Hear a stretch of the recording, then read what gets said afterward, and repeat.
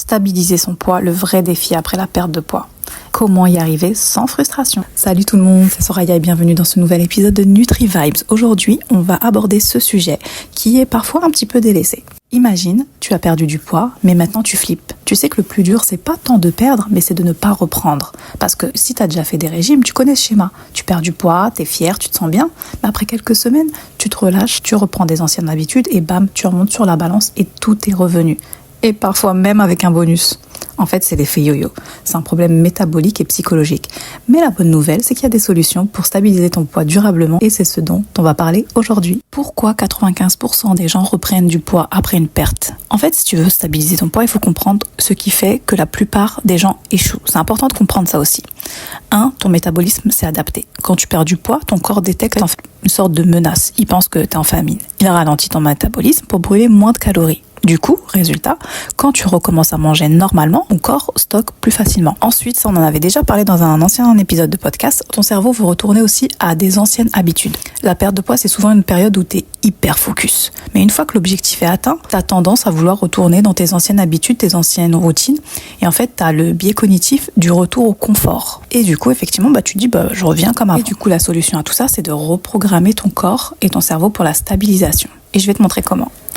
4 piliers pour une stabilisation durable. Réhabitue ton métabolisme progressivement. Si tu remanges trop vite comme avant, ton métabolisme qui est endormi, entre guillemets, ne pourra pas suivre et tu stockeras direct. Tu augmentes tes calories progressivement, doucement, 50 à 100 calories par semaine pour réveiller doucement ton métabolisme. Ensuite, tu maintiens un léger déficit actif. T'as plus besoin d'un gros déficit comme avant, mais tu bouges quand même, tu restes active, etc. T'intègres des mouvements quotidiens, la marche, musculation légère, etc. Tu retravailles ton rapport à la nourriture. Si t'as perdu du poids avec des règles trop strictes, tu risques d'exploser et de faire des compulsions alimentaires. Écoute, la solution, c'est d'écouter tes signaux de faim et de satiété, mais vraiment, c'est important les filles. Arrête de compter chaque calorie et apprends à reconnaître quand t'as vraiment, j'insiste sur le vraiment, quand t'as vraiment faim et quand c'est de l'émotionnel. Tu continues en parallèle le travail mental, parce que c'est là où tout se joue. Et le vrai danger après une perte de poids, c'est le relâchement mental.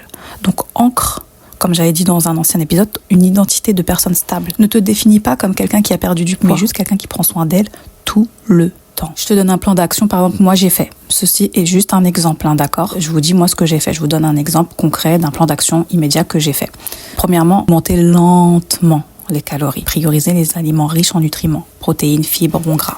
Ensuite, trouver son équilibre alimentaire durable. Plus de règles extrêmes. Vous vous rappelez que je parlais du 80-20. À chaque fois, je vous parle de ça en story et tout. Et moi, c'est ce que je fais. Je le fais au quotidien. Vous le voyez, à chaque fois, je vous dis, voilà, ça c'est 80%, ça c'est 20%. Donc 80-20.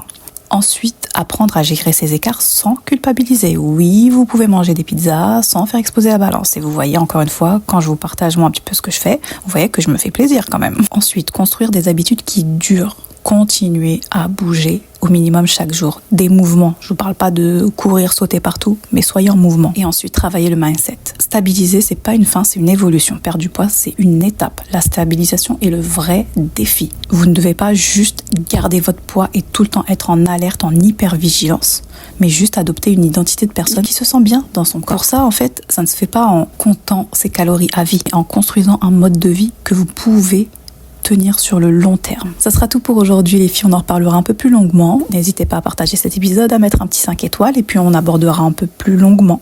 J'essaie de pas vous faire trop long pour que l'épisode soit plus digeste pour vous, mais bien sûr on en parlera.